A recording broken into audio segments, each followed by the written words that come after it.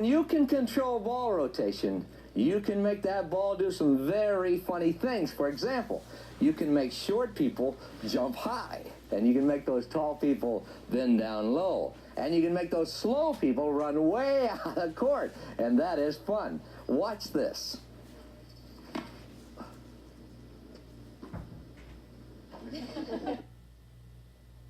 Look what happens to this guy. He needs a ladder to get to the doggone ball when you topspin that ball with a high bounce. Look, when you're playing those toads with stiff knees, they hate to bend. So make them bend. Use underspin, the ball will stay low. They may get down okay, but they don't get back up again. Now, the instant you see that your opponent has a slow first step, then slice the ball wide, because that ball will get away from them. They'll have to call a cab to get to that doggone ball. Well, you saw the effects of spin, and if you use it right, you can really control that opponent, and it's a heck of a lot of fun. But people say to me, wait a minute, man, I can't control spin. That's too complicated for me. It isn't. You all can understand spin. It is so doggone simple, but people say, look, I'm not that smart. You are that smart. Watch, I'm going to show you all about it, and I think that I'm going to make it clear. Penny, you hold that. Let me take this ball. Now, watch carefully.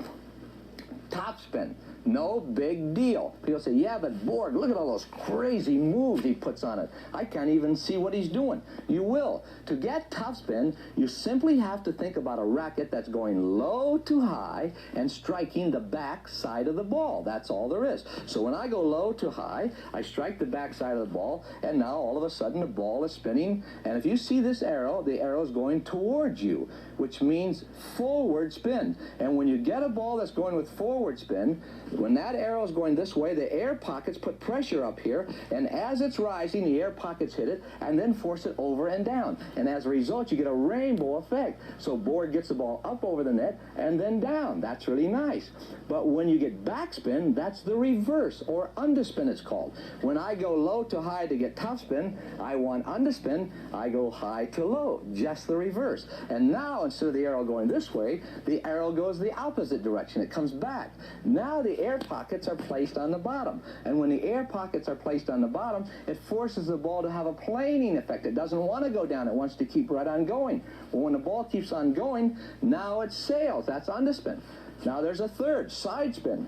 I hit the ball on the side this way. And for instance, on serves or side spin like this, I make the ball rotate on a horizontal. Now, here's what I get with side spin. I get a curve. You know, baseball pitchers, they want to make that batter really sweat it out. So they throw the ball, they make the ball rotate on a horizontal, and the ball goes like this and makes it awfully tough on the batter. Now, on the serve, you can hit a ball up 45-degree angle like this, and you strike the ball, and it makes the ball do this. It makes it go 45-degree angle. And that gets also a curve like the baseball pitcher, but it gets a curve and a little bit of a drop. So it's a semi. It's kind of halfway between the big Borg topspin and the underspin and the side spin. It's this way. All right, so you know about all the spins. There are 4 kinds. Now, Penny, if I can get that racket and ball back. Thank you, Lynn. There are so many myths about spin. Now, with topspin, people say, hey, I can make that ball really jump because it stays so much higher than when I hit with underspin, because underspin hits and skids. Wrong. When you hit a ball that goes like this, and if you could hit a ball that went like this with underspin and a ball that went like this with topspin and flat, the ball that bounces the highest is underspin. That is, if all the trajectories are the same. Topspin actually bounces lower than underspin on the initial bounce coming off the court. But the ball that bounces the lowest of them all is flat, the ball that has little spin. But people say, wait a minute, Braden, don't kid me. I've been in this game a long time. I've seen people underspin and make me bend way down for the shot. But that's because when they hit it, they went high to low. The trajectory was low. In other words, the incoming plane was low. When the ball skids, it's because this incoming plane is low, but it's not because of the spin. Underspin actually has a little higher bounce. Now, players add spin to a ball. That is a myth.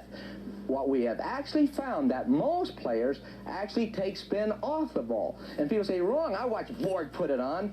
But we found that even with Borg, when the ball bounces, it hits a court, it comes off the court so doggone fast that when you go low to high, it's coming off this way, the court, and when you hit it, it goes back with not as much spin. Most people can never put as much spin on the ball as the court put on it. So usually people put less spin on the ball. They take it off. Now, misconception. People say topspin is so doggone tough, underspin is easy. We have found in calculating the number of variables in determining spin that it takes almost 5 times the number of variables to be controlled to hit underspin than it does topspin.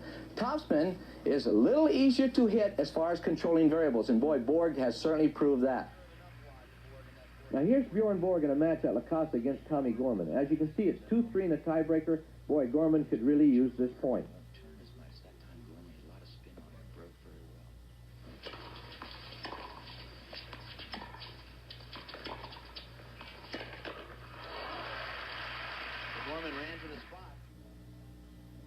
Now you see what happens? Gorman gets in. That's a smart play. But the problem is when somebody can hit with topspin and go over the net and short angles, that makes it so tough on the net player. They have to guess. Tommy Gorman has guessed. He guessed wrong. Now, if you use your body properly and use your legs, you'll help get that lift going up, and that'll give you a lot of power. But people say, wait a minute, Vic, I don't want to get down this low because my knees don't bend. But believe me, your knees bend. People say they don't bend, they stop bending. I say, yeah, but I saw you in the restaurant. How did you get in the chair? You know, did you get the waiter to hit you in the back of the legs and then you fell down? When you take a bath at night, do you just fall into the tub? How do you do that? Your knees bend. Use your knees and use your body to give you that big lift. Now, when you're getting ready to hit the ball, forget about low net skimmers. They're just a terribly low percentage shot. Here's what we want you to do. We would like you to hit the ball up over the net 6 feet. If you can get it 6 feet up over the net, over the outstretched hand of that person who's holding the racket, and if you'll run this little test, you'll see your ball will go 78 feet deep when you hit it 38.8 miles per hour. Watch this. You see the person is holding the racket up, and the ball is going over that racket hit and still landing in the court. But you may not believe that until you put it to the test yourself. Now, look at this solid net. We put the camera right at the eye level of a person 6 feet 6 inches tall. And notice that person's eyes see no part of the opponent's playing surface. So that net is really high. Also remember on topspin, if you hit it hard and it's going over and down, it's tough on volleyers because the ball's going over and sinking down very, very quickly. So you don't like to come into the net and bend. Well, that's how you control spin. You're going to be absolutely great. You're going to beat so many people. Now let's go to the service return. Here's Bjorn Borg again. This time he's receiving serve. Tommy Gorman's going to rush in because he's got to get in there as close as he can against Bjorn Borg. But Bjorn Borg can hit with topspin. Now notice, Bjorn Borg hits the ball with topspin and goes over the net quickly and down at the feet of the onrushing server. It makes it almost impossible to return. But this is more of the style that we see here at the tennis college. Take a look at this. We say you want to attack on the service return. But watch what this beautiful woman does. She backs up. You can't back up. You have to go after the ball. Don't let the ball come to you. You go to the ball. I really love this one. Watch. This is one of my favorites. She's great. See, she doesn't move her feet. She doesn't move her body. But she puts her hand up over the mouth and says, I must have made a mistake. Remember, everyone should know the effects of spin. And when you see that person slicing the ball, you know it's going to break to your right or to your left. You've got to really get a fast first step. Otherwise, you're going to be swinging at flies and mosquitoes. Why is it that people don't think much about the service return? Especially, why is it they don't even work on the service return? It is the second ball hit in every point in the history of the sport. And people don't go out and work on the service return at all. It is so doggone important. Now, on the service return, it's true. There's a different service return for beginners and advanced players.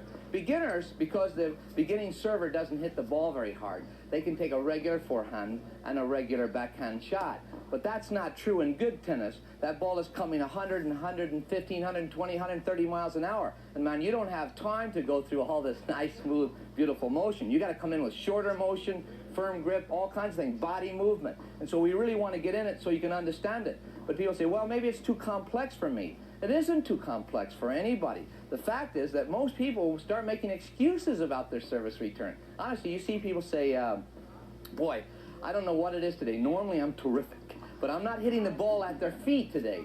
Well, Jack Kramer used to tell me, watch carefully, because you're probably not hitting at their feet, their waist, their chest. You're probably not even returning it. No, you got to get the doggone thing back. Now, I watch people all the time, and it's so common. People will serve the ball and double fault. Then their opponent will serve the ball, and they knock the service return into the net. Now, obviously, they lose 6 love, 6 love. They go up to the net and go, you're too tough. How would you know? I mean, you don't know if they're too tough. The fact is, you didn't even give them a chance to lose. So you need a good service return. Now, if an opponent has an unbelievable serve, think about it this way. If that's the only shot they have is a big serve, and you know people like that, then if you have a good service return, you automatically take away their biggest weapon. So you need a good service return. And again, reminding you, it is the second ball hit in every point in the history of the sport. So treat it with the respect that it really deserves. Now, what grip do you use? And the answer is the same as we showed you on the forehand and backhand. A regular Eastern forehand grip and a regular backhand grip. And again, the ball is coming fast, but you have sufficient time to change grips on the volleys, and now you're further back. You're 39 feet back away from the net. You even have more time to change forehand to backhand on the service return. So the regular grips. But one thing we have not discussed in this series, and that is how to get a tight grip. Many people say, well, I just give it a death clutch. But we found that if you'll kind of think about the third and fourth fingers, the ring finger and little finger, squeeze those, and the other 2 fingers have a tendency to fall into line for you. So you tighten the third and fourth, and it seems to make the grip get tighter. Now, where do you stand? Now, watch carefully, because where you stand on a service return is so important to you. You will stand basically halfway between the range your opponent has on the serve. Well, how do you know what the range is? You have to go out and scout them. Go watch people serve. Now, if their range is only between here and here, stand here. That's all you need to do. The range is halfway between here and the sideline. Stand here. Now, beginning tennis, you have a tendency to stand about halfway between the center line, sideline. But in advanced tennis, you can't stand like this, because in advanced tennis, the pros or the tournament players can hit between the center line and the fence, and you'll have to divide the distance halfway. Now, if there's a left-handed server like McEnroe serving, he can move you all the way to the fence and beyond it. So you may even have to return against him here. But that's not, beginners always stand here, even against beginning servers, because they don't want anything to the backhand. But you remember, you can't say, hey, look, Helen, anything to my backhand is out. You can't do that. Now, keep in mind that running around your backhand, if you're a beginner, it's not a bad trait, by the way, because you can be late on a forehand service return and still hit the ball, because the shoulder house and the hitting arm's on the back. And so many beginners have been told, never run around the backhand. Actually, that's wrong. An interesting tip for you is the best players in the world will run around their backhand. But we're saying to you, don't think you can run around every backhand. You're going to have a good forehand, a good backhand. All right, now, when you are getting in the ready position, understand, we've mentioned this many, many times before, that you may want to get down like this as a reminder that somebody's getting ready to serve. But just as they throw the ball up and get ready to serve, the top players come up, because you can move faster laterally from a higher center of gravity. There's a lot of research to support that. So don't get down too low and don't go through so many crazy movements. Now, what about your wrist? You said tighten the fingers. The wrist has to be firm. Just before you hit, tighten the wrist. Why do you need a firm grip and a firm wrist? Because on the service return, they're hitting the ball very hard, and you're apt to be caught off-center on the racket face. If you're off-center, then you need a firm grip to send it back. All right, let's take a look. I'm getting a ready position, and now I'm thinking, just before they hit, I keep my fingers tightened, and then lock the wrist. All right, you want to keep the racket face on the ball. This is a very big thing on the service return.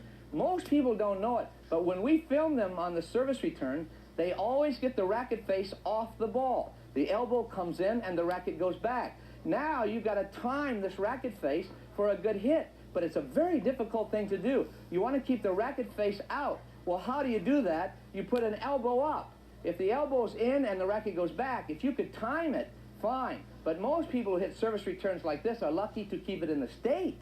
You know, they're much less. Because remember, 1 degree is 6 feet of length. But if you raise the elbow, now on the service return, you see how long the racket face is pointed towards the target? So if you mistime the ball, you can hit it here, here, here, or here, and still be very good. But But boy, if you come in and lay it back, and I have that particular problem myself, so I have to really work on it, which you'll see. Now on the left side, you'll see that the body can use the elbow too. Make the elbow stay up, and it keeps the racket face on the ball. And we'll show you how to use both of those elbows. But the key is, even while you're thinking about your elbow, remember your body is the #1 energy supplier. So just make the body turn. But most people get caught and go, see, well, we don't want you to freeze the body and throw the arm. We want you to freeze the arm and throw the body. And go into it with the body, and it'll give you a lot of power. Now, on the service return, you want to hit through the ball, and the stroke will look like this. It's just like a bow, an inverted bow and a bow and arrow. And you hit the ball, you come this way, and try to finish up. Because you don't want to finish down on this shot if you can possibly help it. Because now you got to get ready for the next shot, and then bring your racket up. People say, yes, but there's a backhand chip service return that looks like this. But you'll see that it doesn't quite look that way. There are many people who think that's the way it looks. I want you to watch Bob Lutz on this film. He has one of the best service returns in the whole doggone world.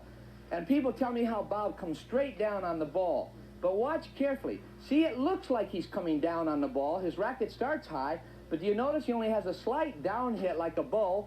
And look at the point of impact. His racket isn't tilted under, this famous chip that people talk about. His racket is absolutely straight up and down at impact. That's Bobby Lutz, and if you can hit that way, you're going to be famous too. But finish high. Even though Bob's head drags a little bit because of the impact of the ball, he makes sure the racket gets back up high. All right, the follow-through then is up.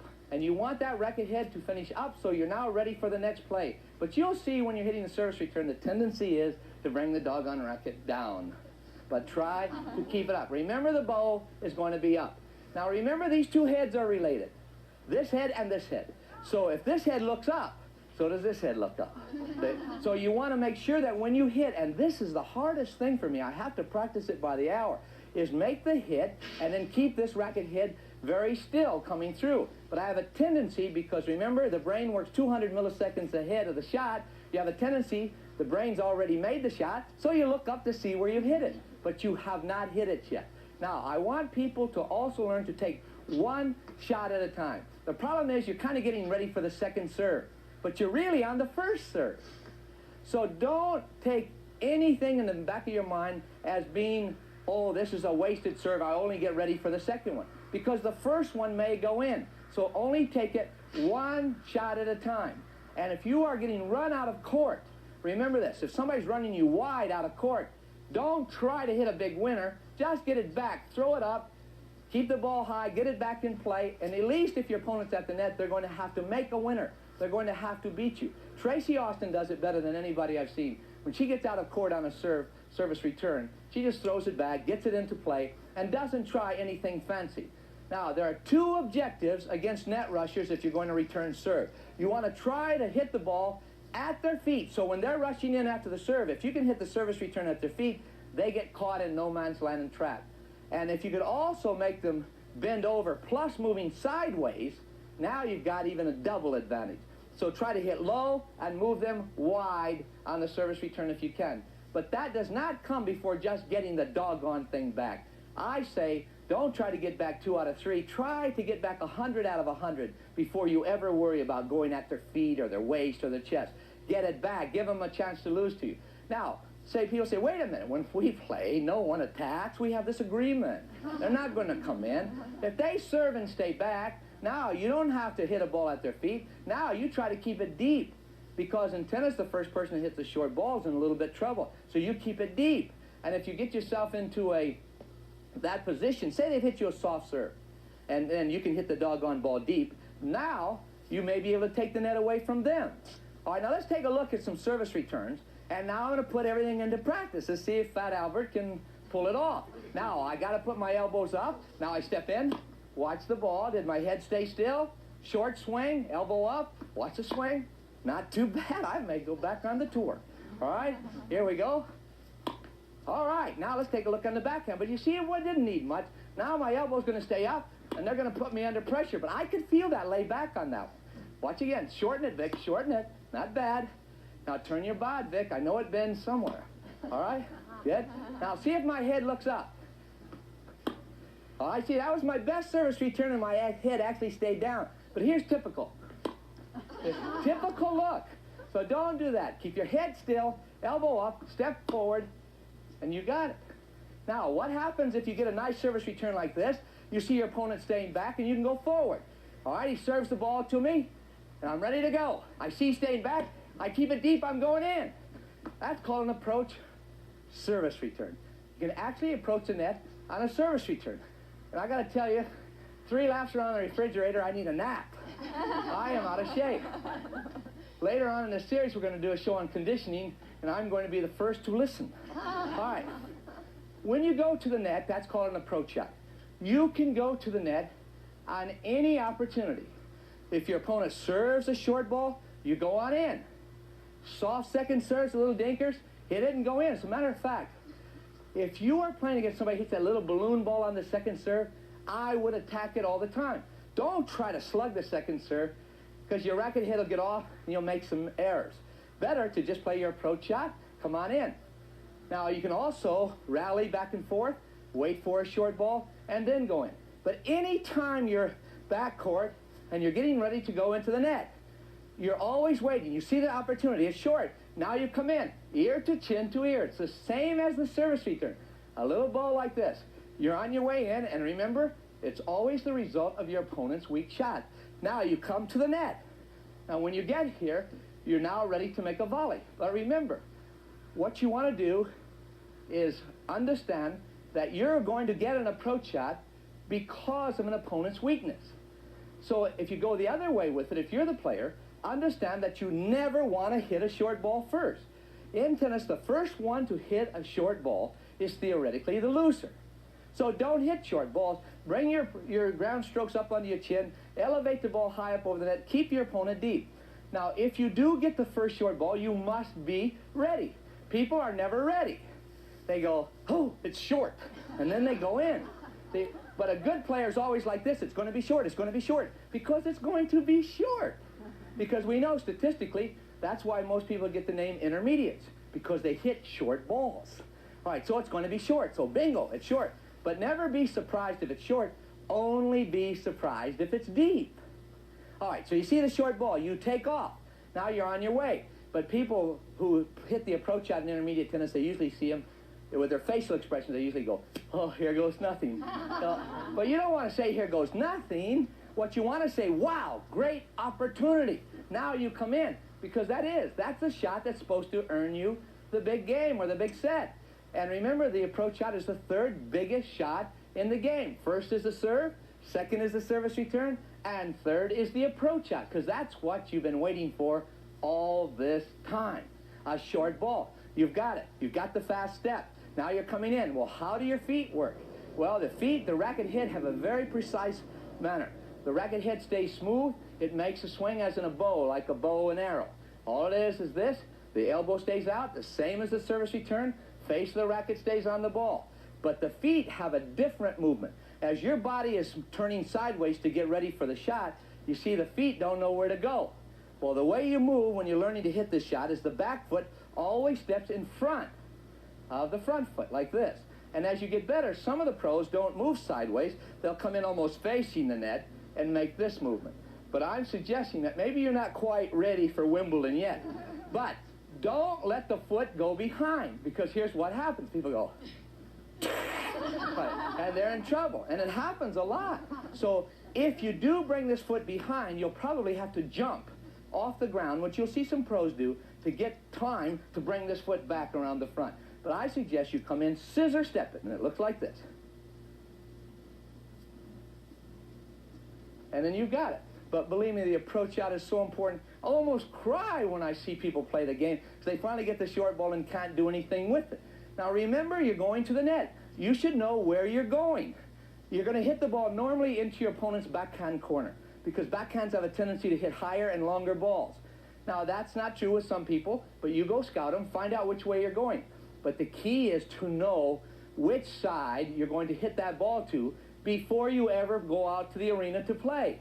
Most people get a short ball, they go, oh, the guy's running left, he's running right, I think I got him. But then it rolls down your thigh. See, you can't do that. What you got to do is know that here's a short ball. When I get it, I'm going into the backhand corner. My target zone is 16 square feet. Actually, a 4x4 zone. That's 16 square feet. So now I come in, I know where it's going, I make my hit, and I also should know precisely where I'm going to run. Where am I going to run to? I will run halfway between this net and this service line, 3 feet to the right of the center. So bingo. That's it. So I should know that. There's no mystery. I don't come up and look around. You know, I know where it is. That's the spot. So I come in. Now, when you land, don't land with glue on your feet, because we see this all the time. People go, oh, finally. I say, well, you don't want that. When you get to the net, you run up to the net, and now you go. Because this is only a bus stop. Now, if they're going to drive the ball, you don't want to volley from here, because you volley at about a 30-degree potential. If you see they're going to drive, get to here. Now you can close off the volley 130-degree angle potential if you're closer to the net. If your opponent's going to lob the ball, then you turn around and go 1, 2, 3. That's all. So you're going to here, and you're going to remember you're going to go 2 more steps forward. If they're going to drive, they're going to lob 3 back. Deadliest shot in all tennis is the overhead smash. And if you hit it properly, it's virtually unreturnable. I love hitting the overhead smash because I can win the point outright. Right away, I can put that thing away if I hit a good one. All right? Pow! Bingo! Pow! Wow! This is fun, baby! You gotta love it. I mean, just imagine. You hit shots like that, you're gonna feel like the best pros in the whole world. But you know what? Sometimes it doesn't always quite work for you. I'm gonna get in there and hit a few more because I'm feeling so good I think that I can do this all day long. I can't quite do it. Hit the net, son of a gun. Give me another one. Out. Now it's starting to get humiliating. But I'm in there. I got it. Son of a gun. You know, it should be fun, and I should be laughing, but I'm mad because I don't like missing overheads, and I know you don't either. It seems to bring up a lot of emotional responses when you don't hit your overhead well. Now, you've seen me make a couple, miss a couple. But let's see what you can do, because maybe you can handle my case pretty good. Penny, I want you to get ready to lead your line up here. You're going to each hit 3 overheads, and you'll be coming right on up to the net to hit that son of a gun. And if you want to put that ball away and put a hole in the fence, that's fine. Let's see what you can do. And I'll coach you as you're hitting. Here we go. Move in a little bit more. All right, Penny is facing the net, but it was a very good grunt. All right. Now you fell down, Penny. Keep your chin up when you hit. And we'll go through all of these details later. Don't worry, just remember what I'm telling you.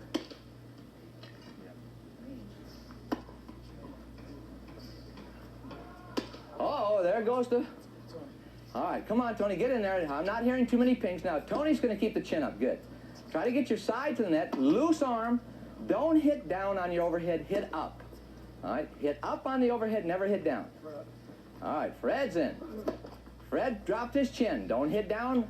Hit up at the ball. Good. Side to the net and turn your body. Very good, Fred. And keep that arm loose. Marie is up. Get in there, Marie. Don't get a fast first step. Don't wait for the ball. Get in, Marie. That's it. That's it. Let it drop too low. Reach up. Keep your chin up and snap your forearm. Marie's forearm is a little stiff. Deidre's in. Give her 2 more, 3 more out there, Ralph. Because she's a player, I can tell that. Look, nice, loose arm. Good looking. She's a tournament player. That's easy to see. Joe is up. I remember you, Joe. You're the big slugger, right? See that? Good, Joe. You hit that ball well. Keep your side to the net. You're a little tight on the arm. Loosen your shoulder. Keep your chin up. Try to hit it early. All right, Marlene, you're letting it drop a little bit too low. Reach up, Marlene. Reach up early. Sooner. Much better. Don't let it come to you. You go to the ball. Margie's up. Watch this, baby. Margie's a little short on the swing. Get your body turned, Margie. Turn your side. And now hit that thing. Let that forearm snap. Sandy's up. Here we go, Sandy.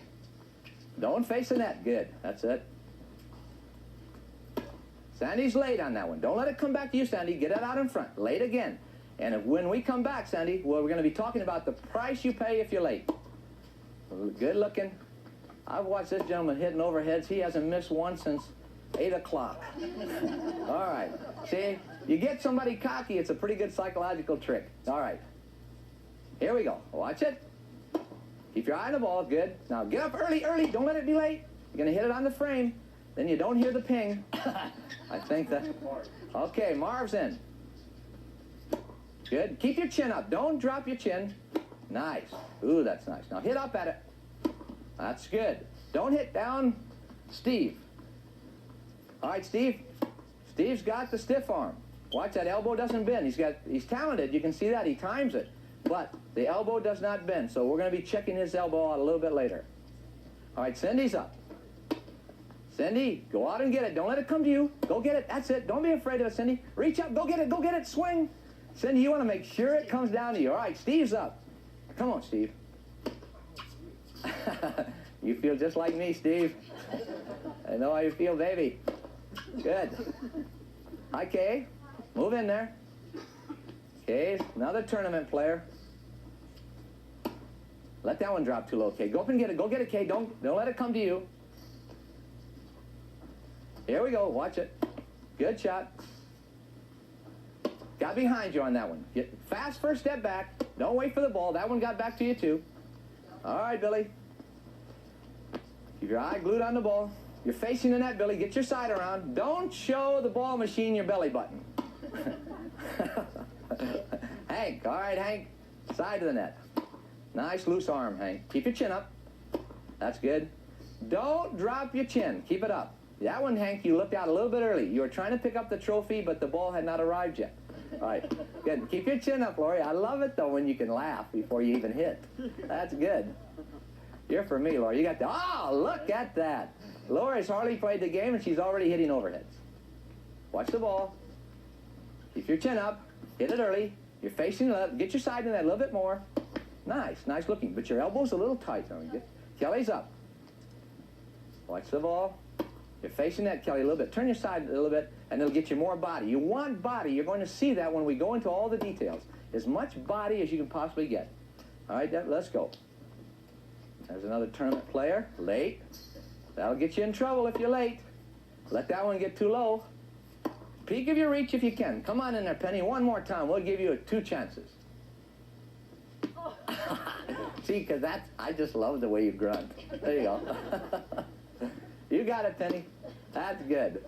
If Penny would have let that thing get any lower, I think she was going to have to string up her kneecap. All right. We started with Penny and we ended with Penny. I appreciate it. I saw a lot of things that are going to help you. And we're going to get into the basics of the overhead smash right now. We're going to give you 30 or 40 points that are going to send you on your way to Wimbledon. So be ready to pack up right after you hear some of these points. Let's start with the definition of the overhead smash. The definition of the overhead, as I see it, is any ball you hit up in the air once you've served. That's up over your head like this, because the serve is not necessarily considered an overhead smash, but it is in a way. But when you're up in the middle of the court and some opponent throws up a lob, and now you get your chance to end a point, to make the big kill, that's usually considered the overhead smash.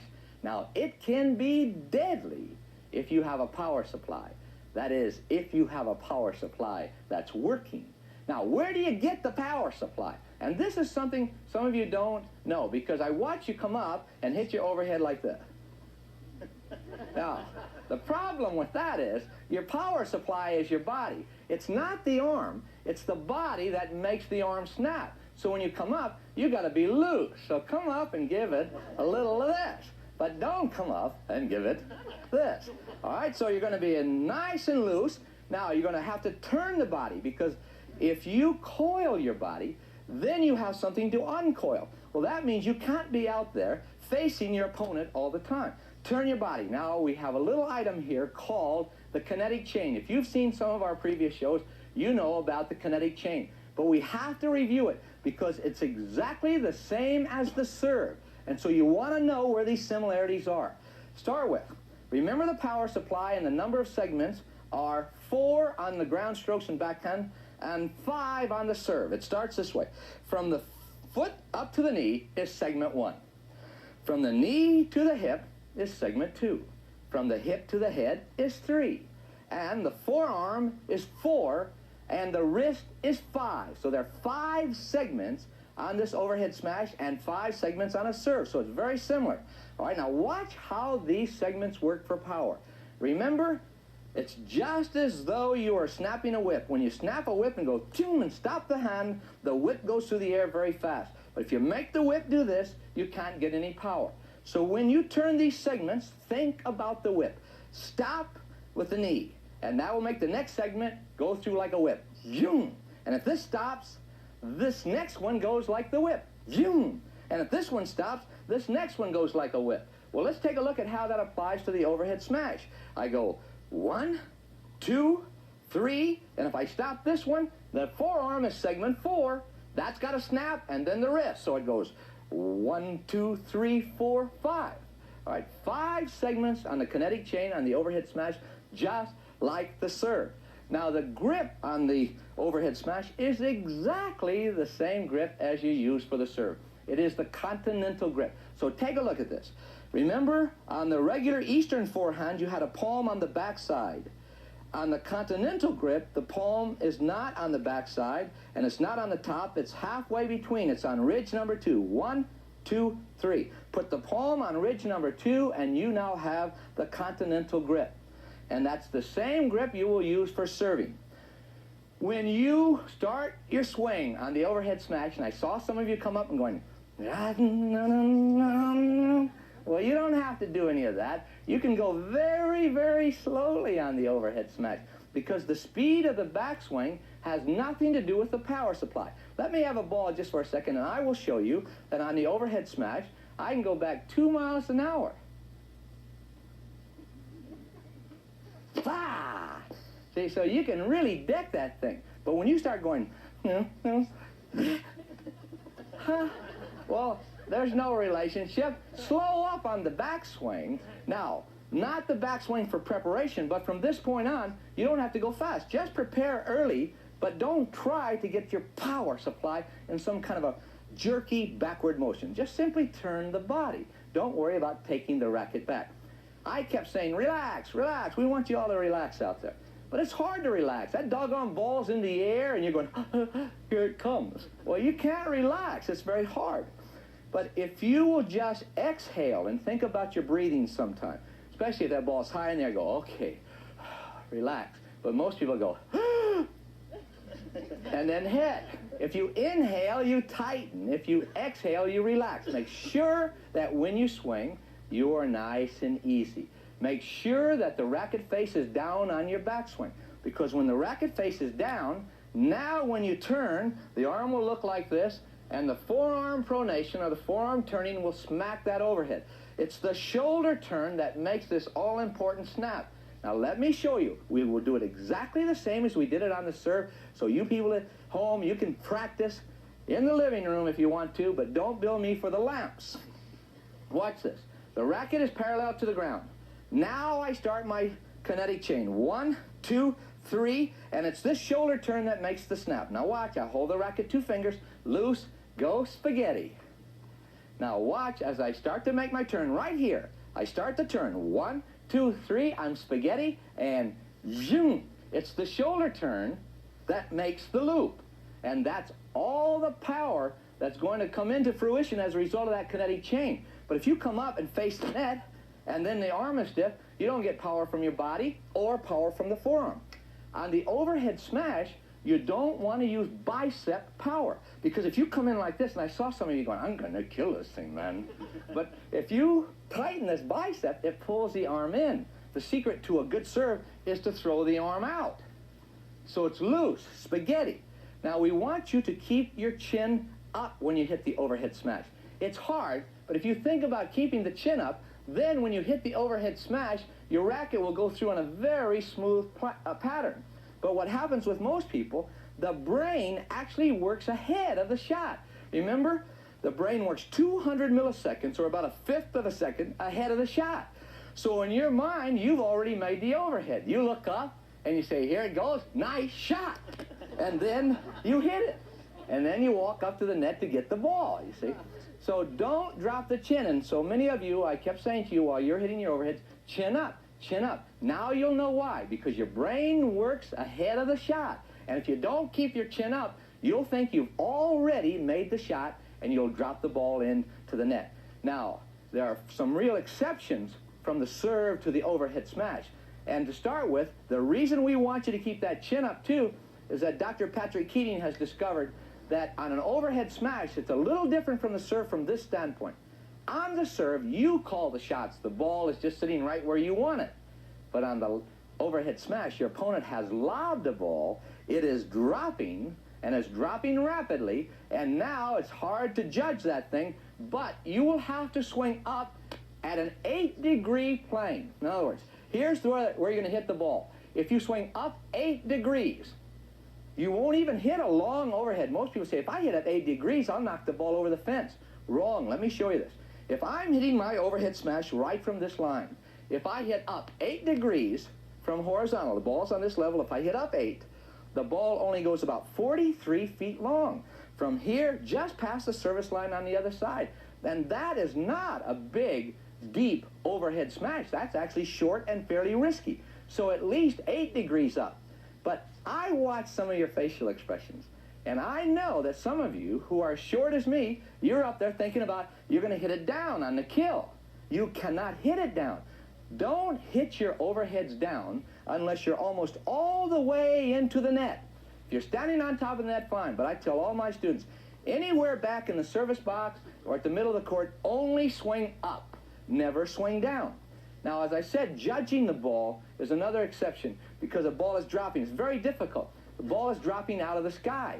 And when the shot is going to be coming from the sky, it's hard for depth perception to measure when to swing. You remember when I was saying to you, sooner. So you all want to make sure, you see, I know what he says, but I want to make sure I get a hit. Right? That's the problem. You're afraid you're going to go up there and swing early. I suggest to all of you that you be too early. Laura, you did it so well. You missed the shot completely, you got a little worried, then the next one you got your racket on the ball, and then all of a sudden, you just said, I'm going to go out and hit that dumb thing. I don't care about this coach. And you kept your chin up and you hit it very, very nicely. But you've got to go for it. This shot, you must go for it. Don't sit back and not go for it. Because when the ball's dropping on the overhead smash, now if you choke and get nervous and you're standing here, now you hit a little baby shot, what do you think they're going to do to you? You've hit a short ball to them, they're running in and they're going like this and you're caught. I mean, you're going to go, nice shot. That's your problem. You've got to hit that overhead. It's an all or nothing shot. So go for it. Now, your feet have a big responsibility on the serve. When your feet are in contact with the ground, on the serve, it allows this kinetic chain to take place. But on the overhead smash, sometimes you get caught having to jump because the ball's over your head. If you jump, your feet are not in contact with the ground. And if your feet are not in contact with the ground, the kinetic chain cannot unwind. So you see an interesting little thing called a scissor step from better overhead hitters. Here's how the scissor step works. You'll see the player come up, and their feet go this way, and then you'll see these legs kick. They'll go. Now, why is this left leg shooting back? Because if I can generate a force going that way, it will help the other leg go in the opposite direction. And that's why the scissor kick is made, because you don't have those stabilizers, so you need some help to help bring the right shoulder through. Remember, for every action, there's an opposite and equal reaction. So I get one reaction going this way, that helps me get a reaction going in the opposite direction. So that's why the scissor kick. By the way, you see it with the top volleyball players, too. They jump up to smash, and you'll see the scissor kick take place on a lot of them. Now, the last point, which is a big point. We watch people all the time, and sometimes, by the way, we're criticized for this, but we see people all over the world pointing their finger at the dropping lob. And I understand, it gives you some cue, some reference point, and I'm not saying to anybody that you can't do it. What I'm saying is, look at the problems this generates. You point your finger. Now, how do you get your body around for the kinetic chain? See, and so people go like this, but if you watch carefully with the pros, you don't see them point the finger first. And people say, you're wrong. I've watched pros play for years. I see the finger pointing at the ball. But what you'll see when you hit with slow motion film is this. The body turns and the elbow points first. And they go elbow to finger. Now the elbow points, it helps turn the body and the kinetic chain is taking place. So elbow to finger. And now you get all 5 points. 1, 2, 3, 4, 5. But what most people do is they point the finger and they go. And there's no body. So if you can try pointing the elbow first. Now again, the chin is going to stay up. You're going to turn your side. Now what makes this forearm snap so much? Well, you'll see that with most of the top players, an interesting thing. When they go up to hit, the chin is up, but an interesting phenomenon which very few people pick up. Just as they go to hit, this front shoulder stops. Now, I'm going to turn into you. Now, watch this carefully. You'll see this go back, and then you'll see this shoulder stop, and they go, and then the left arm comes down. Because when this shoulder stops, it makes the forearm snap. Now, one other little exception. You can take your pick, but we see this happening every once in a while. On serves, most people start here and they go down, but on overhead smashes, you don't need to go down. And on serves, you don't need to go down. You can go around at about waist level. But I would suggest, because sometimes you're trapped on the overhead smash, is that, and you're going to need to react quickly, I would suggest that you simply make a turn like this and keep the racket at eye level.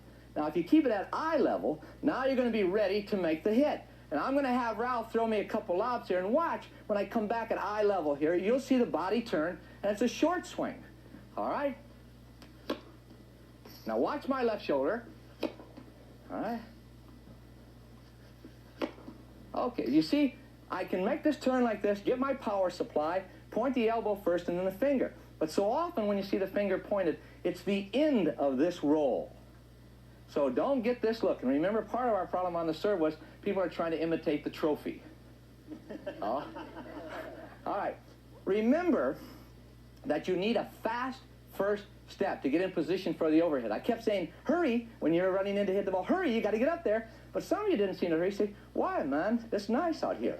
So, but in an overhead smash, it's dropping so fast, you need every bit of help you can get. So when you're playing the net, if you're playing here, for example, what you're looking for is a very fast first step. Well, how do you get it?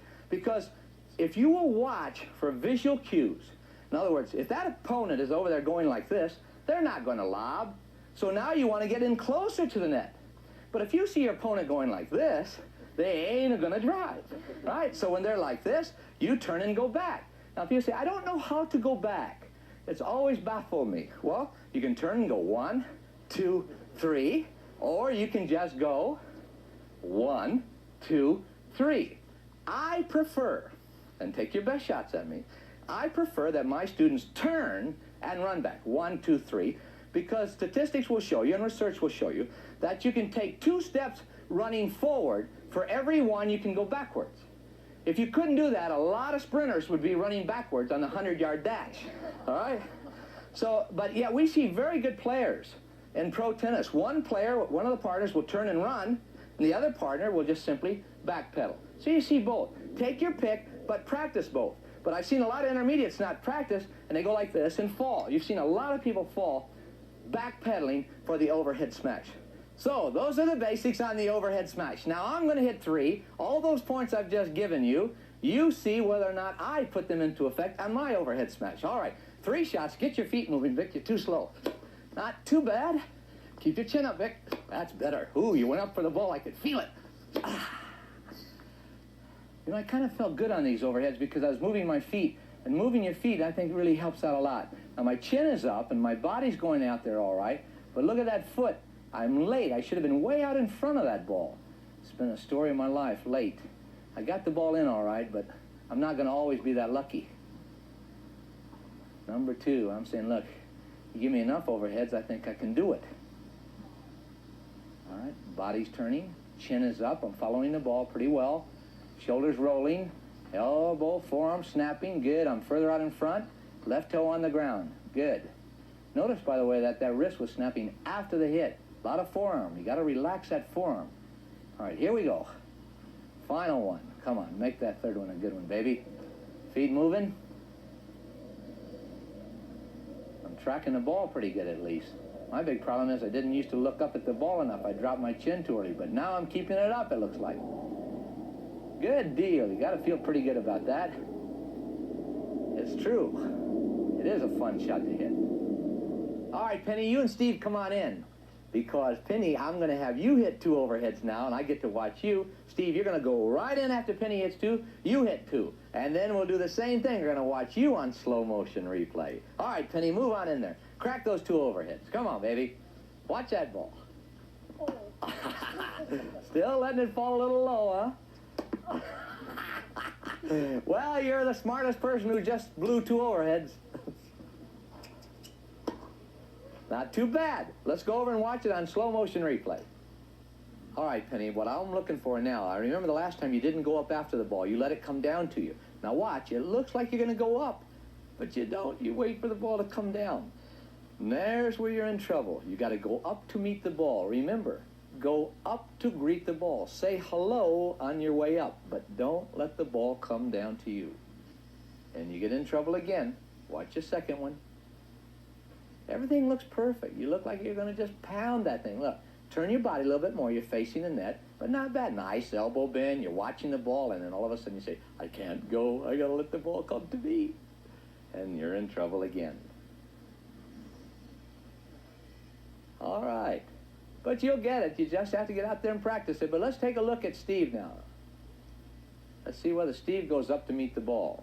And I want you, Penny, to watch, because Steve's problem is very different. And Steve, you take a good look at this, because you're going to see that that elbow does not bend, even though you think it bends. Watch carefully. Good eye contact. Turns his body pretty well. Misjudged it a little. He's late, but now look at that arm. Straight as an arrow. It's the old soccer ball play. Pretty coordinated too, Steve. I think that you bend that elbow and snap that forearm as part of that kinetic chain, and you're going to hit a terrific overhead smash. Your feet move pretty well for you. But actually, you time it late almost intentionally in order to allow this bolo whip shot. Watch. Straight arm. So you got to go spaghetti, Steve. You know, in the game of tennis, mistakes outnumber great shots 10 to 1 in pro tennis. That's up through the semifinals. But in intermediate tennis, mistakes outnumber great shots 30 to 1. That's why intermediates can remember their great shots, because there weren't any. Now, lobbers are people who hit the ball high in the air, and they are successful in the game of tennis because they play the game very safely. They let the macho person make all the mistakes hitting it hard, and what you usually see is dink, pow, and the lobbers dink, pow, dink. Oh, come on, play like a man. You see, that's why the lob deserves so much attention, and that is the subject of today's Tennis for the Future. The lob is any ball you hit high into the air. But also remember, there are 2 types of lobs. One lob is a defensive lob, which you hit high into the air. And the goal here is to keep your opponent from playing the net, or if they're backcourt, to keep them back there. But in any event, a defensive lob is not to win the point outright. It's just to keep that person back. And it looks like this. All right, that's a defensive lob. Now, the offensive lob is the one designed to win the point outright, and that's not as high. And there are some people who use this very well. Bjorn Borg uses it well. He hits it with topspin. Some people hit it with a slight underspin, some flat. But it just goes out of the reach of the person who's playing the net, and it's designed to win the point outright, and it looks like this. That's the offensive lob. Now, there are 7 reasons total of why you want to have a good lob. And we have already seen 2 of them. Now let's go right down the line and keep these in mind, because a lob is like having gold in the bank, believe me. If you are playing someone who's really heavy, let's say they like the low-cal donuts and they're a little bit overweight and they don't like to run, well, you can tire that toad if you can lob well. Push them up to the net and then lob over their head. And you'll see that when that person is running back like that, if they do it about 15 or 20 times a match, believe me, that individual is going to be carried out prone. So you can tire them. Rule number 4, or item number 4, you can buy time with the lob. Look, if I'm in position and somebody runs me out of court, I've got to get some time to get back to this court. Now watch this.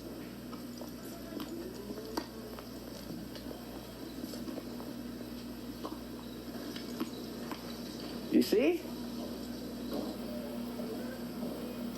in slow motion, you can see what I mean by buying time. Look, I'm way out in that alley, and I've got to get back to the center of that baseline. Well, while my opponent is chasing down that lob, he's way out of court, I can go back there and practically write another book. Look, the ball's now coming back. And the real time it took for that ball right there to hit my hand from the time I hit the ball was 6 seconds. And the fifth reason for learning to lob is that you can break up your opponent's rhythm. Remember when those two men were hitting that ball and the slugger's going pow and the lobber's going dink? Well, that slugger wants to get out there and pow, pow. He loves to slug because he's got a nice rhythm, and he wants you to slug too. But don't play into his hands. If he wants to slug, you go dink, and now you break up the rhythm. And remember that item number 6 is you can test the patience. And remember what happened to that other player who wanted to slug the ball? He's yelling out, "Why don't you stand up and play like a man?"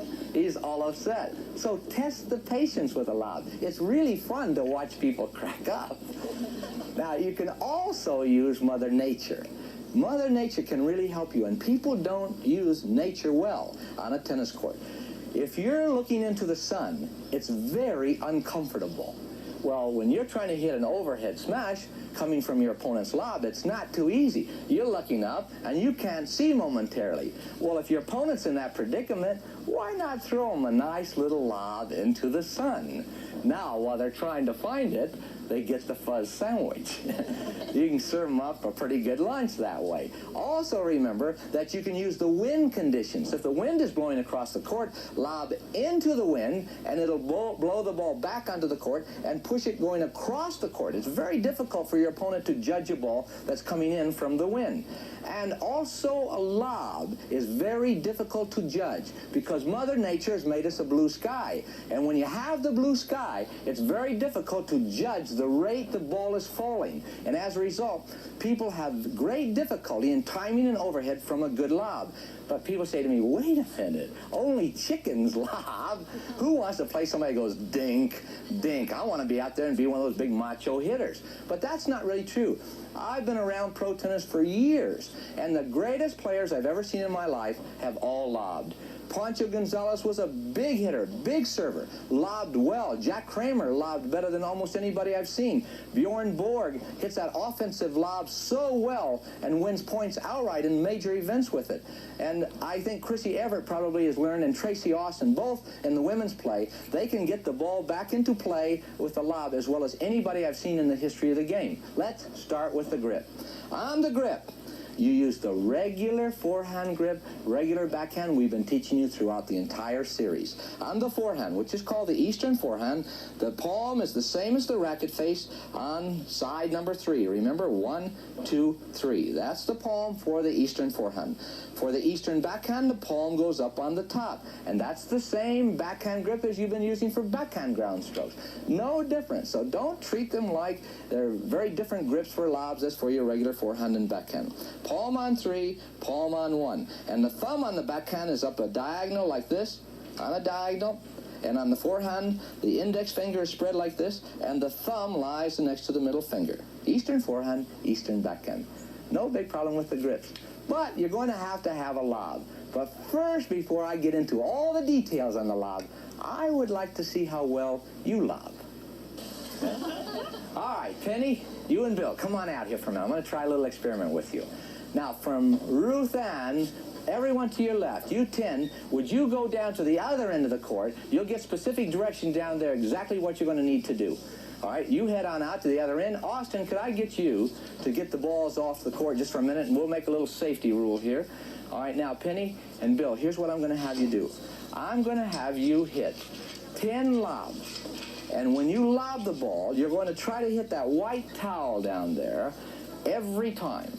Now, your classmates are going to be at that other end, and wherever your lob lands, they will immediately get to that spot. Thus, when you finish your 10 shots, we're going to know how accurately you lob. Bill, then I'm going to have you hit 10 after Penny. Then after you hit 10, you're going to go against me. and you're going to put me to the test. Now, there's a great chance for you to embarrass me on my own show. So if you finish and you've got 10 people out there with 20 sets of feet sitting down there like this on top of that towel, I'll know that I'm in deep trouble. All right, let's give it a try. All right, Penny, come on out. And Bill, you just hang there for a second. Come on out. All right, Penny, you're going to be right about in the middle of the court here. All right, let's go with the ball machine. 10 shots for Penny, and her classmates will mark it. Here we go. Oh, it looks good. Your yelling looks super. All right. It's a good grunt, too, Penny. That's good. You're a fine lover. No.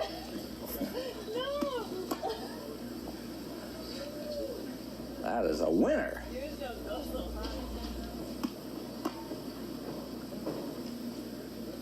Beautiful. Very nice.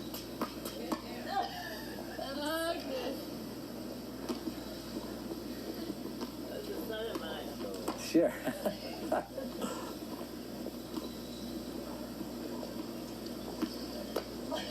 Okay, not bad. Come on over, right where it lands. Oh, no. Okay. Is that 10? That's 9? That's 10. Is that 10? That's 10. Okay. Take a good look at that, Penny. That's where your shots have all landed. I like the girl in the orange. That's right. You like Ruth Ann. All right, Bill, your turn. Let's go. You people go back to the back. We'll start it over again. Bill, let me get this ball out of the court right here. Safety first. All right. 10 shots, Bill. You know what to do. Just lay them on that towel, baby. All right, let's go with Bill.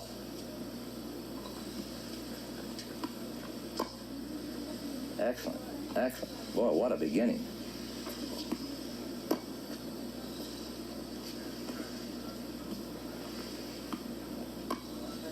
Oh, that Bill is ready. Bill is going to put the coach on the spot. Oh, very nice. Yeah. Excellent, Bill. Fine lobber.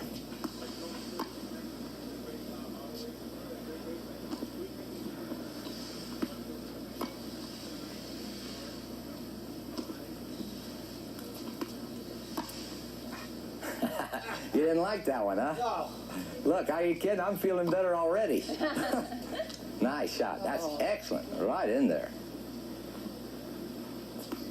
I think you got about 2 to go. 1 more to go. All right. 1 more. Here you go. Watch this one, Bill. Oh, super. Super. All right. I think maybe I even gave you 11, Bill, but we'll see. They're all placed there. All right, now it's my turn. Now, see if I can get them bunched a little bit more tightly than you. Now, if I've done my homework and I've worked on my lob, I should be putting them in a little bit smaller group than you, but maybe they're going to all have to be going out the gate to find my shot. All right, here we go. 10 shots for Fat Albert.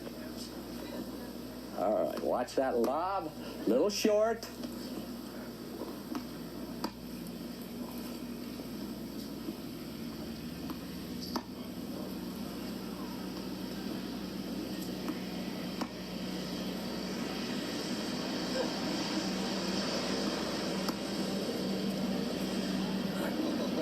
All right.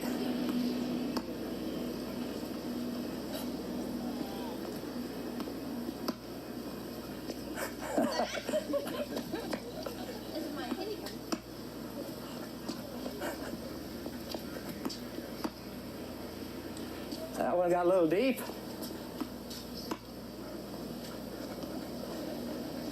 Okay, that's 10. Take a look at that. Was it close? All right, come on over. All right, so now the question is, if I was a little bit more accurate, what was I doing that was different from what you were doing? And that's what we're going to try to pull together. So come on in. We're going to be covering all of the points on the lob now. We'll go through the stroke, A to Z, and we'll see how I could have even improved. If I'd have watched it carefully, I could have done a much better job, I think. And there are 3 points if I would have followed. And this is my clue to you, Penny, and to Bill. When you're hitting the ball, I notice that you look out away from your shot. Remember, you're only playing a ball, so keep your head still. Follow the ball into your strings. Now, I would like everyone who's learning to lob to imagine a box that's out in front of them like this. And there's a vertical that goes up 90 degrees, one horizontal. Now, if you want to learn how to lob, just imagine the box and decide how you're going to cut up through that box. And if you can draw that little picture for yourself, every time you go to lob, then just imagine the box, decide how you're going to go up through the box, and that's it. It doesn't matter what they're doing out there, believe me. You have the ball, they can do nothing. So just imagine the box and go up through it. Now you have to decide on how steep you're going to swing, and at what angle will the racket be beveled, and how much speed you will apply to that racket on the way up. Those are the 3 points that you'll need to remember. The angle at which you swing, the angle that you face the racket, and the speed at which you swing the racket. All right, now you need to disguise your shot. Now, by that we mean, when you're getting ready to lob, you don't want your opponent. If your opponent's standing at the net, you don't want them to know that you're going to lob. Why? Because if you go into that ball like you're going to drive the ball, what are they going to do? They're going to go, I'm getting on top of that net and kill that toad. But you see, if you look like you're going to drive and they come in, they're ready to set up a tent. Now you fake them and throw that lob. And when you throw that lob, they're going to go nuts, you know. They're going to have to run back, and you're going to shock them. You're going to keep them ill at ease all the time if you disguise. So look like you're going right into that ball when you're going to hit it, just like a forehand. Now, what's the difference between singles and doubles? When you are lobbing, there's basically no difference. The rules are the same. You're trying these 6 points. You're going to try to keep your opponent away from the net, 7 points. You're going to try to get them to lose their patience. You're going to try to get them to break the rhythm.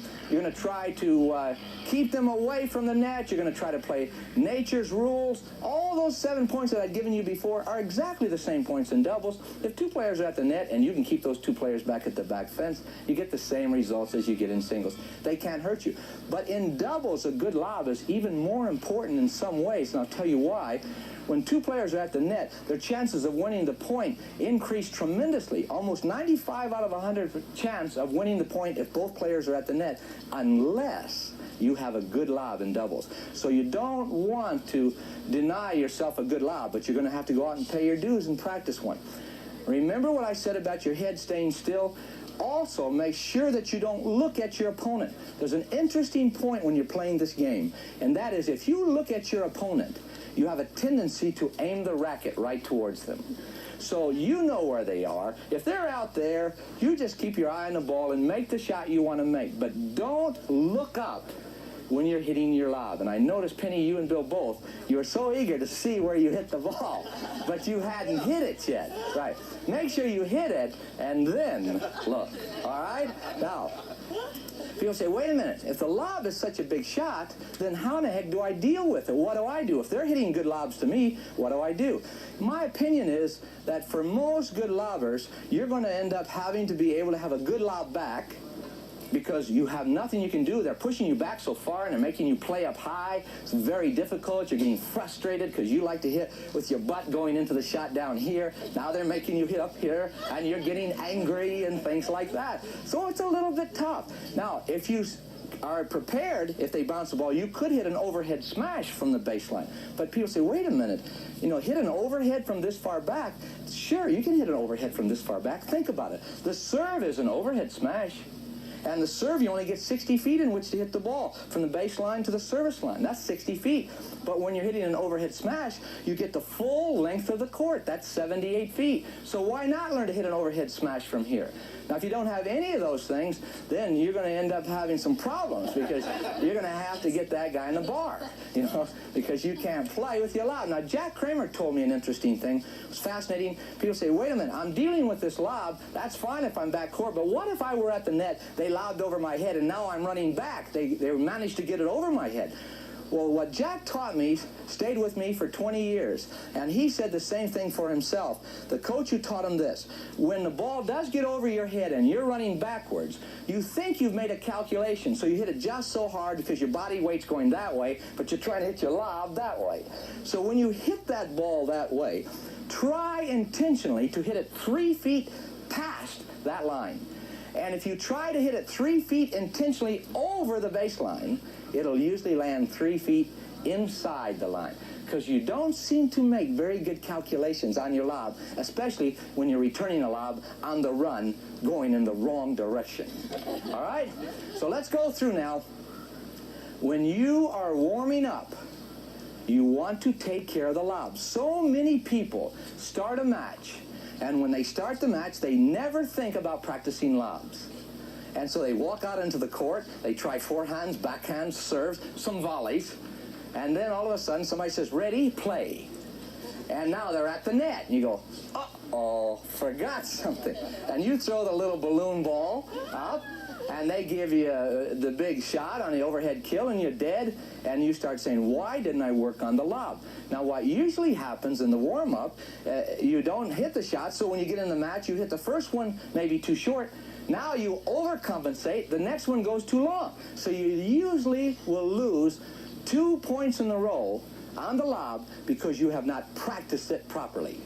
Now, the fact is, when you're playing this game, we have given you every reason, 7 to be exact, of why you want to have a good lob and to keep that person back, and all the reasons we gave you. But there are some times you will be playing people, you don't want them back. You want them up. Well, what kind of a person is that? It's the person who's 100 pounds overweight. It's the person who can't take 3 laps around the refrigerator without taking a nap. You know, it's the person you want to tire out. It's the person who's very secure backcourt, but they're afraid to volley. Well, if you're going to do that sort of thing, you're going to get that individual up to the net. You have to have a different shot because the lob won't do it. Now you're going to learn the drop shot, and that's coming up right now. A drop shot, how to bring your opponent up to the net.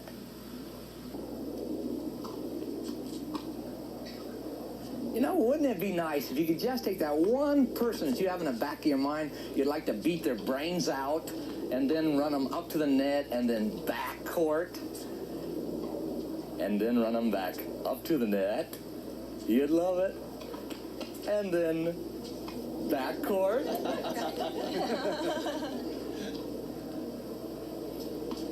And then up to the net, and then back court. I'm telling you, you all have somebody like that in the back of your mind, that is for certain. Up, ooh, and then they run completely out of gas. That would be so doggone much fun. It was really beautiful, wasn't it? Mary would hit the little short ball and then drive Brooke back with that beautiful lob and then bring her up short again. Now I bet you know what a drop shot is. It's that little short ball. You just barely drop it over the net. And that was a perfect example of a great combination between a good lob and a good drop shot. And if you use it well, you could tire those people out so much you drive them crazy. But let's get to the basics, because you got to know how to hit it. The grip, same as your regular ground strokes. The palm is on the backside, the same as the racket face, and on the backhand, the palm is up on the top. Same old thing we've been doing through the whole series.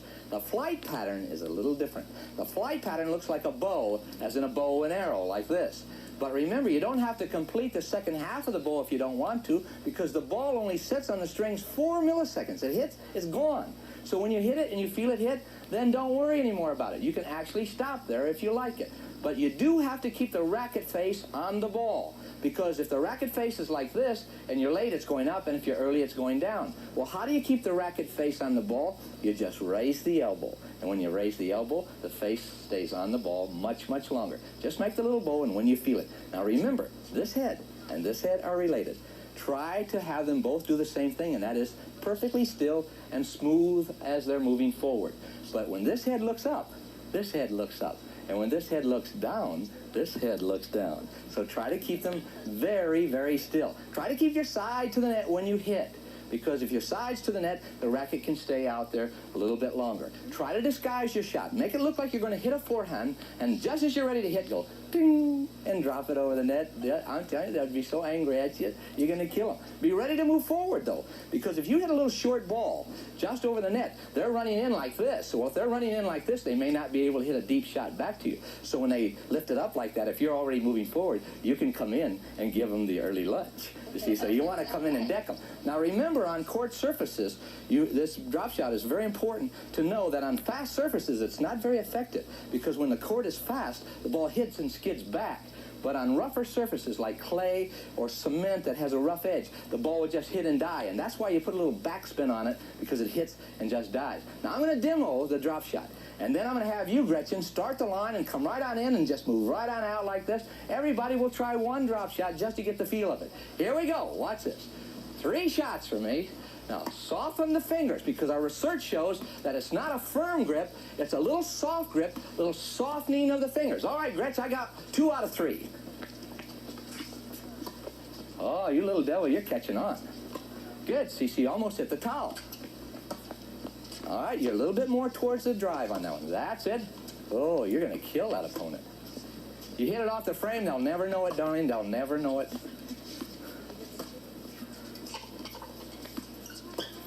Not bad. I think you people are all ringers. Nice. That's the right idea. See, experiment like this. Good. Just a little bit more of that uplift route than you had it. Swing's a little bit long, darlings. Try to shorten your swing a little bit.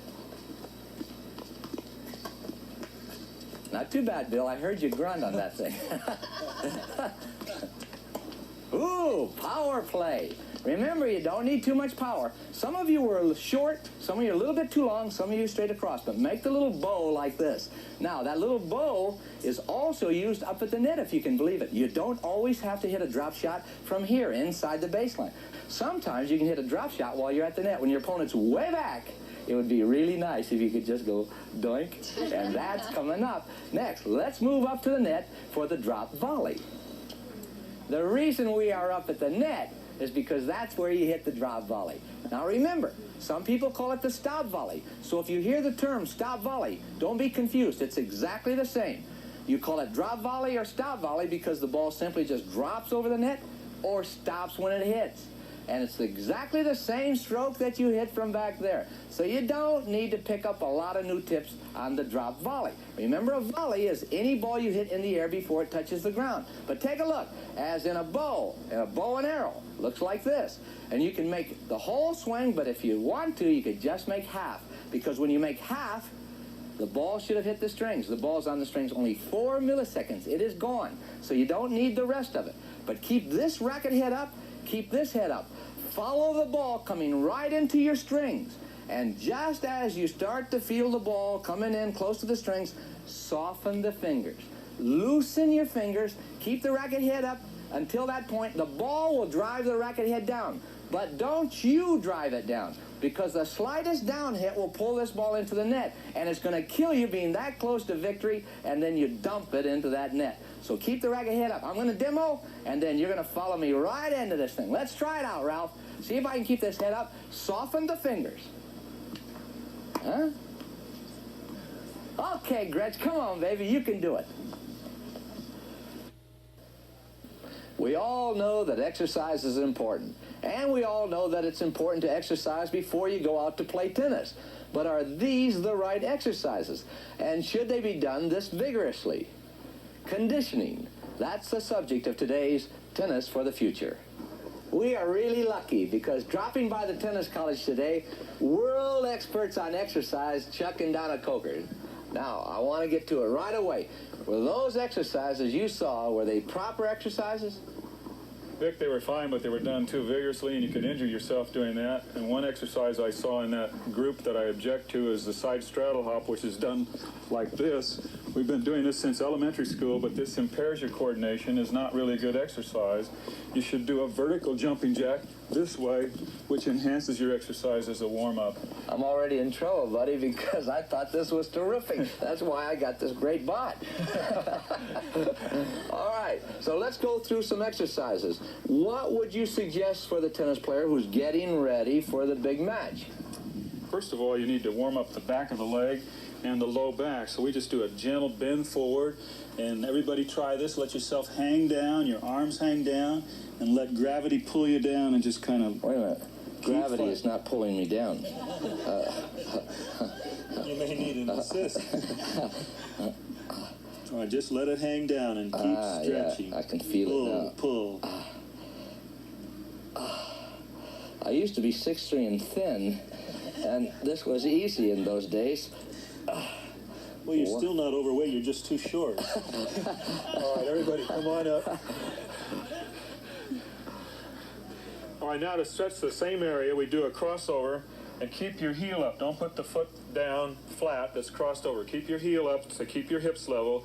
Then go down very slowly and stretch the back of the leg, and then come all the way up to a vertical position, hands overhead. Wait a minute, and wait a then go minute. back down again. Hips level.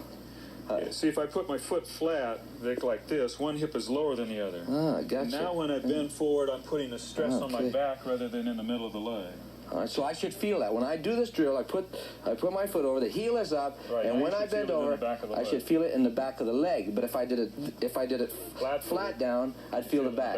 Right. Okay, now if I wanted to do the back, could I put it flat down for the back? No, you really don't want to do that. Is it dangerous? It's just too much of a twist on the back. Okay, all right, coach.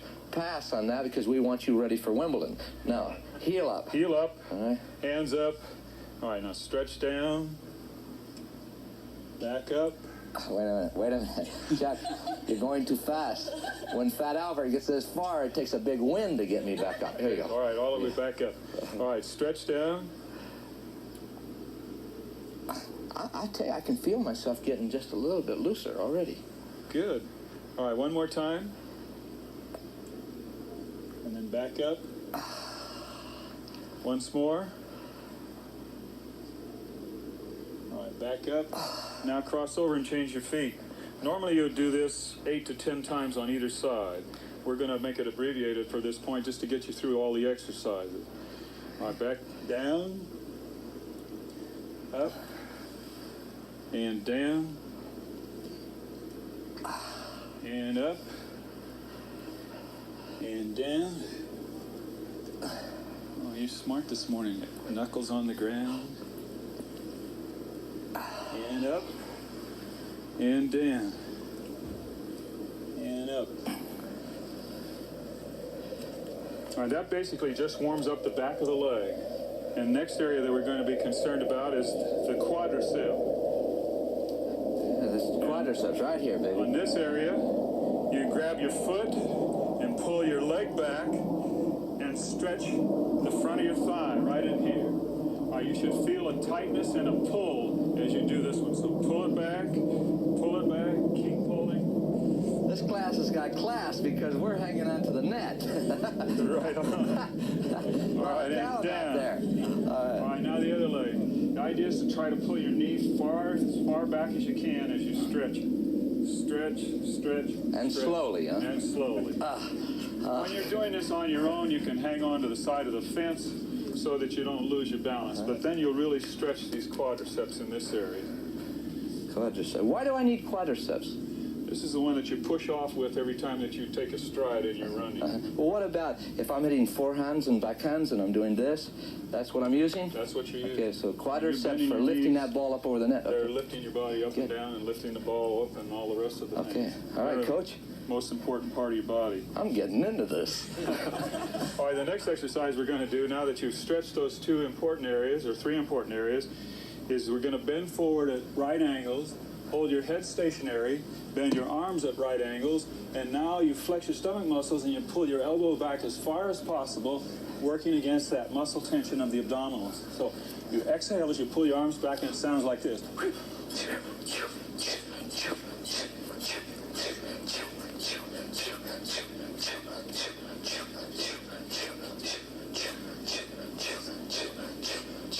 And pull. Now, Wait a normally minute. I got the I Right. couldn't get the part down here with my head still. My head kept moving. How do I keep that head still? Well, usually look up a little bit and focus your eyes on something stationary, and then don't let your head twist. Okay, let me try this again. Okay, I'm looking out this way. My head Okay. stays up. Now, like this. All right? And I suck my stomach in Right. hard as I can. Hard as you can. Hold it a minute. It takes 3. Okay.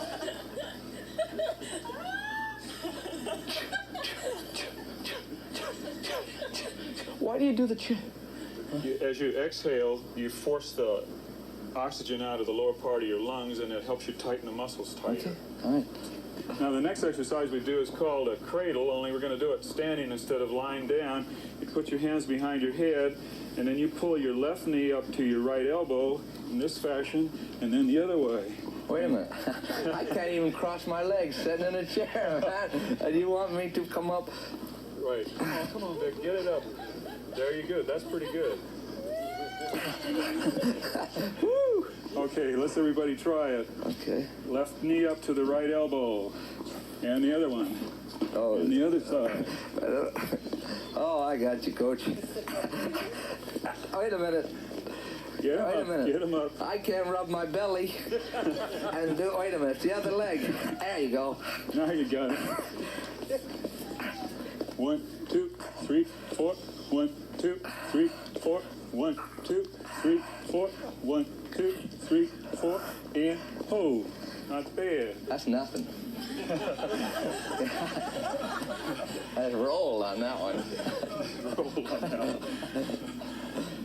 The next one that we're going to do is to stretch the Achilles tendon in the back of the ankle that goes all the way up into the back of the knee, and this is an area that a lot of people come out cold and injure themselves and make too many fast starts and so forth. Is this the one, Chuck, where the players, when we have injuries on the court sometimes, they'll say, I heard it pop. Absolutely. And then we knock them, they get knocked right out of the box. And if you get an Achilles tendon injury, how long are you out of the ball game for? Anywhere from 8 months to a year. Really? So this is worth it then, huh? This is worth the time and the effort to do this simple little stretch. There you go. So I'm you can just see happy it to from get the a tan. side. There you go. There you go. Put your feet flat on the floor and don't let your heels come up. Place your hands just above your knees and then try to push your knee as far forward of your toe as you can. Now bounce a little bit as you stretch down there. Stretch, stretch, stretch, and you should feel it pull in the back. This is also an excellent exercise for skiers. And this is one that you can do many times during the day when that area feels at all tight to you. Okay, good. Chuck, can you play any sport after doing this sort of thing? Is it just for tennis? No, this is applicable to any sport. Vic, I can go out now and play basketball or I can play football or whatever. Basically, I need to stretch very gently. Most athletic teams leave half their energy in the end zone warming up before a football game, for example. Doing a side straddle hops and doing a lot of exercises that affect the body's strength by doing this. And they don't realize that they do a very precision-like drill and everybody's adrenaline's up high and they're really excited. But as a result of that, they left an awful lot of energy down there that they could have used. Right, absolutely. I'm with you. Okay, what I want to know is, from Donna especially, Donna, I want to know if I do all these things, because you look limber to me. I watched you put your hands down there, and I've never had my hands down there unless I've fallen. Now, what I want to know is, how flexible can I get, because I've got these tree stump legs, and I'm not kidding you. I cannot sit in a chair and cross my legs, and I'm very envious. I see people do that, but for me, I can't get my legs over the other leg. I can hold it like this when I'm in the chair, but then I let go, it snaps out. But how limber am I going to get? You're probably pretty lucky, though, Vic. By crossing your knees, you can shut off the circulation to the lower extremity and end up with a blood vessel problem. Oh, Donna, show me. Go ahead. Be able to do this, Vic. Oh, that's scary. That is really scary. I don't think I'm quite ready yet. I probably can do it with this leg, but not with this one. Here we go. I'm going to go as high as I can. I swear to you, this is as high as I can go. And it's embarrassing. All right. Not No, bad. it's hurting me right here. You're almost up parallel. Okay. All right. But this other leg's the winner. I'm pretty loose, really. All right, here you go. Get it set mentally. Okay. Very good, Vic. Boy, that hurt. working on it. That really hurt. Do you think I'm going to eventually be able to get up? You're going to be able to get up there. Oh, I don't believe that. Well, anyway, now we're getting ready for a big match. And these people have a long, long way to go yet, Chuck, because we've only gotten them into the stretching and flexibility exercises. But we got a lot more to go. We have Dr. Gideon Ariel coming up next. And Chuck, Donna, thanks for being with us. It's really super. I appreciate it. Thank you, Vic. Right on. If I can look like you, man, I'm going to be really happy.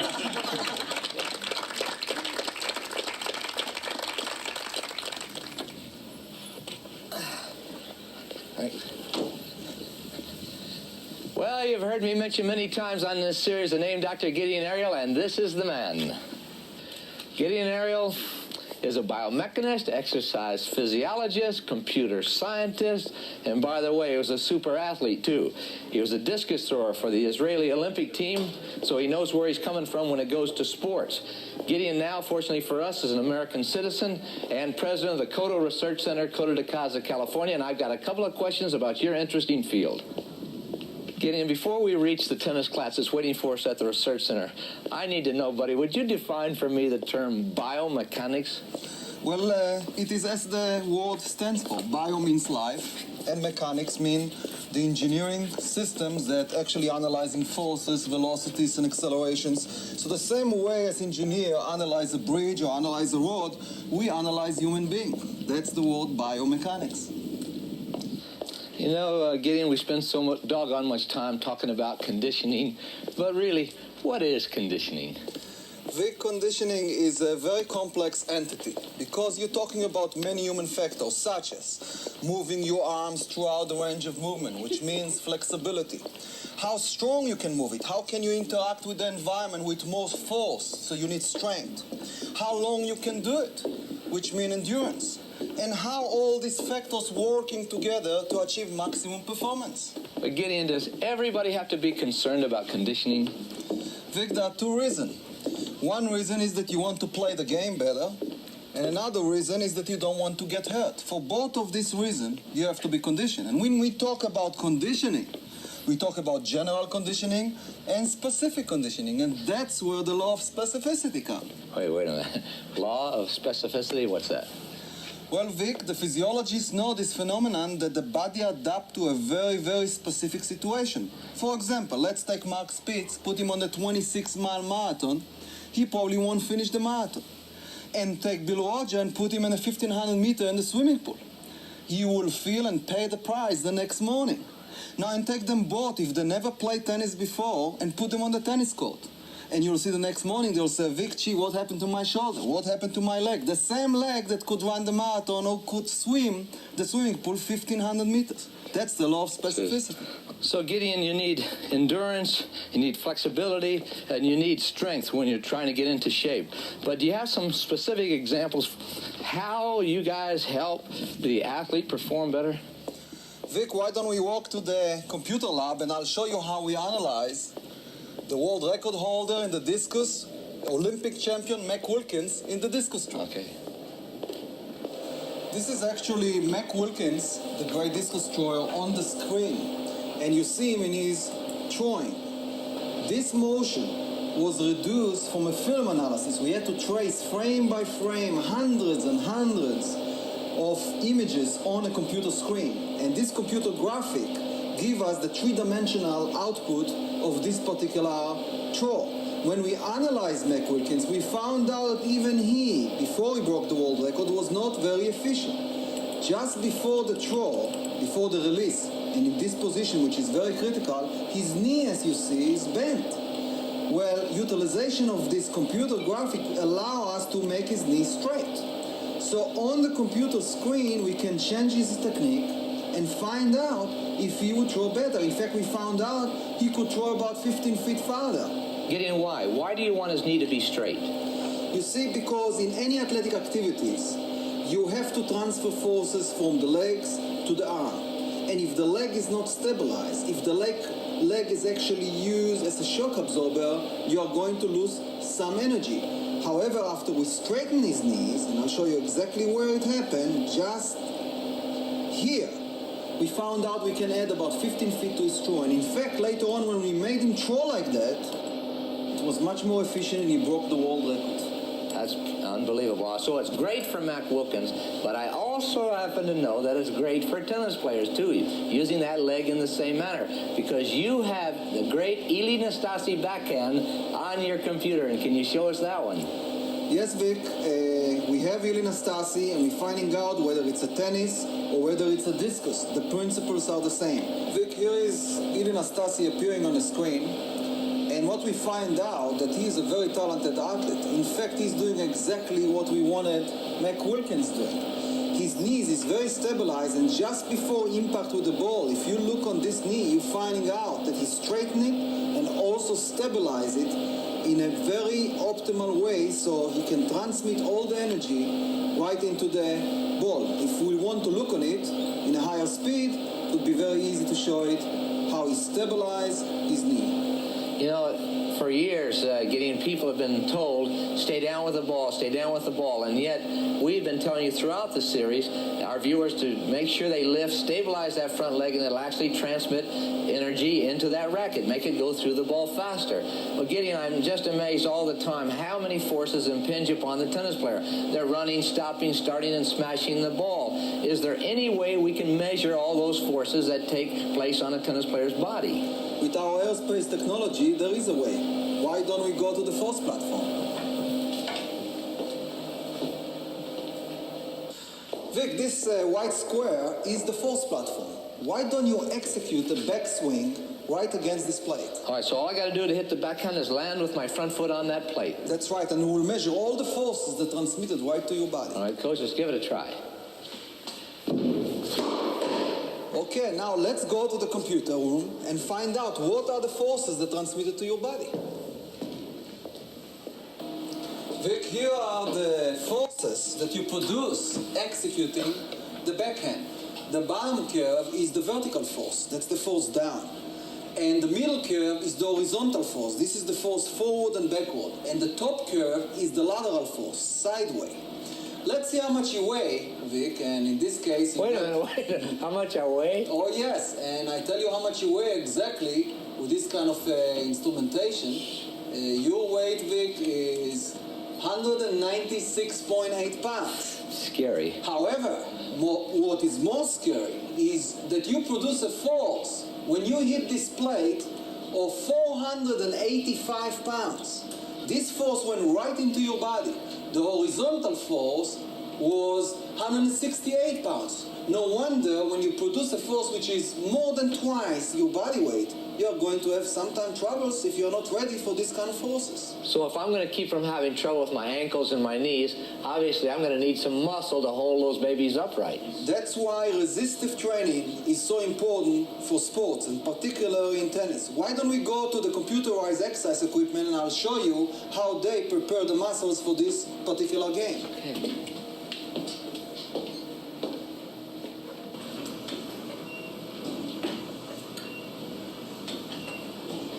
Thanks for waiting, class. I can't wait to see this, baby. It's the most futuristic machine I've ever seen. Gideon, what is it? What's it doing to Mike? This is the first computerized exercise equipment where it's monitor automatically what Mike is doing. It's putting into the memory, comparing to the standard, to his previous analysis, and assigning automatically the proper amount of resistance.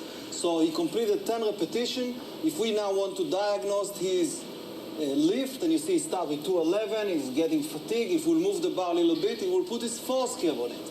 And here it shows that at certain angles, Mike is very strong, and other angles, a little bit weaker. There's no other machine can do that. So on this machine, he's working on the chest and the arm extension, trying to build up that strength. Why does he need the strength?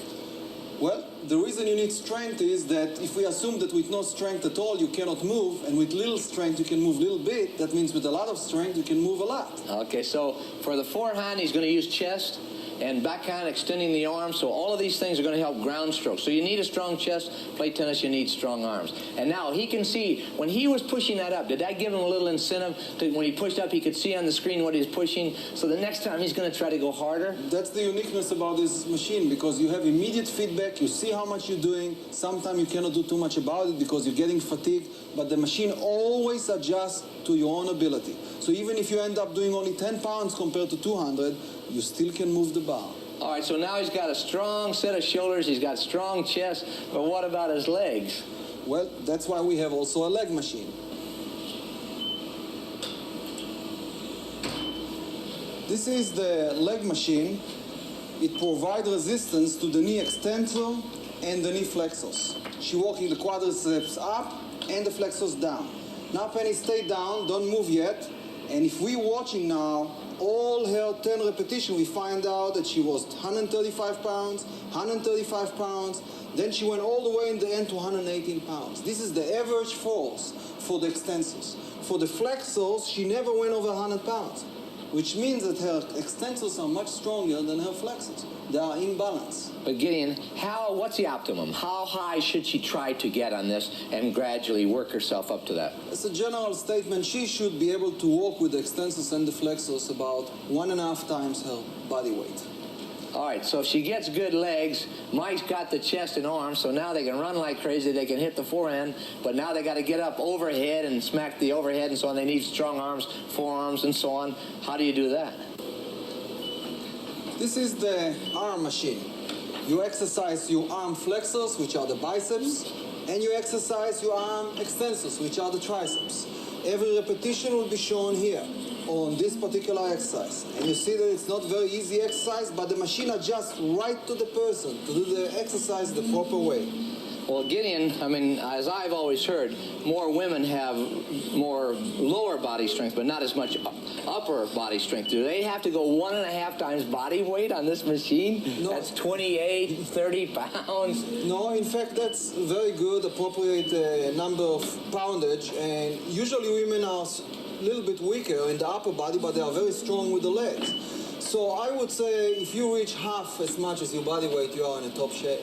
All right, so now we know. And Lynn, stop before I can't stand to see the perspiration coming down that you're going to have great arms, great overhead. So now we know that you need strong legs because of all that poundage you're hitting with that cement. Also, we know you need strong arms for the overhead. The chest gives you forehand and backhand and volley and all that sort of thing. But Gideon, the thing that's of great interest to me is that people don't have all of these great machines. So can I get into the home lab? You check me out, and if there's something not working right here. This is what I give to all my students who don't have all these fancy machines. Can I give it a try? Sure. All right, what do you say, Coach? I'm going to show you first. Thank you, Lynn. All right, now watch this. I'm going to see how I ask my students, how do you get some strength in their arms? So now I tell them, cut off a broom handle, put a hole in there, and then take something that weighs 1 pound or 2, put it at the bottom, and then stand erect, and then just wind that cord up, but do it very slowly. Now, if I can feel some pressure in my shoulders and forearms and the extensors and the flexors, aren't they getting a little bit of a workout? Okay, so they're getting it. Now I'm going like this, and again, get it all the way up to the top, but as slowly as you can possibly go. Don't try to do it rapidly. It's how slowly you can do it. The same advice you're giving on flexibility exercises. Then when you get it to the top, turn it around, because that going down slowly will get either the flexors or extensors, whatever you weren't getting in the first place, and take that one down very, very slowly. Now, do it as many times as you want, but don't overdo anything. The idea is to go slowly. I tell everyone, if you have any kind of an injury, make sure you check out with your physician first, because nobody should take a chance on getting hurt. All right, on the backhand side, most people start developing some bad elbows, so you need to develop those extensors. And one way you can do it is just practice swinging the backhand. Most people don't even get practice in. Once you start doing this and you start building up the muscle, put the racket cover on it. Now you get a little bit more resistance, and you're slowly building it up. And this may take weeks for you to do, or even months. But once you get that strength, then put a ball inside the racket cover and keep going this way with 1 ball. And then as you get stronger and stronger and stronger, put 2 balls, 3 balls, 4 balls. When you can get 6 balls in that racket cover and go like this, believe me, you go like this, you knock people right out of the county. So you'll really be strong. And again, tennis elbow affects so doggone many people. Now, people say, well, I don't want all those little weights. I want a lot of weight, man. I want to get into this thing. Well, here's your bod. That's what's got all the weight. So use your own body. Look, get down on the floor and start putting pressure on your arms and your legs and things with your own body. And this way and this way. You can do push-ups. Go down and up. So much time. You get forearms, you get your shoulders. If you want to, you can even get fingers like this. You're going to be in good shape. Now, if you can stand it, do 10, 11, 12 of these push-ups, but get up there as high as you can possibly go.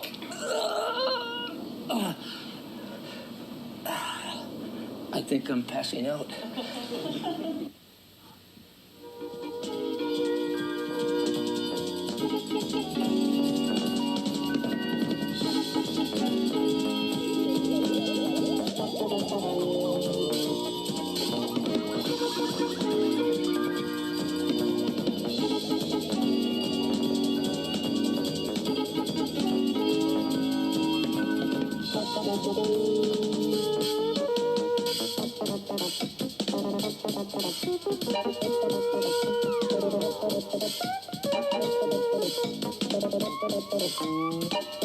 started.